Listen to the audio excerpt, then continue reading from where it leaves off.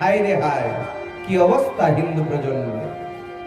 এগুলো দেখে না গুরুজনেরা, কমিটির লোক এগুলো দেখে না।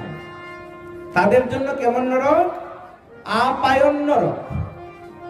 যারা সুরাপান করে, আর যারা ধর্মের নামে সুরাপান করে, সুরাপান করে, নেশা করে, কীর্তন করে, নেশা করে দশমীতে নাচে, তাদের জন্য আরো বিশেষ আপায়ন নরক।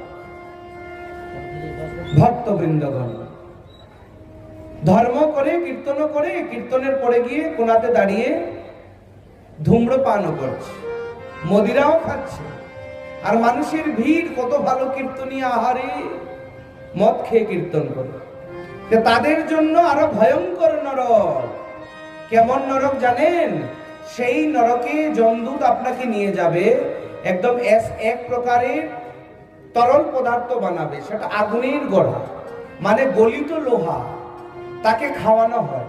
সে যত লিটার মদিরা খেয়েছে, সে যতবার ধূম্রপান করেছে, সে যতবার খৈনি খেয়েছে, যে যা যাই নেশা করেছে না কেন, সমস্ত নেশার একদম কড়ায় গন্ডা হিসেব করে যমদূতরা তাদেরকে কি পান করায়?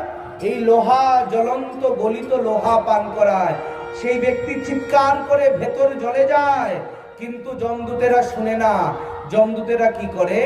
এইরকম তার দিয়ে তার মুখকে বড় করে নেয়, এবং সেই গলিত তপ্ত সেই বস্তু তার ভেতরে ডালতেই থাকে, ডালতেই থাকে। কত লিটার, যত লিটার পড়েছিল ভেতরে।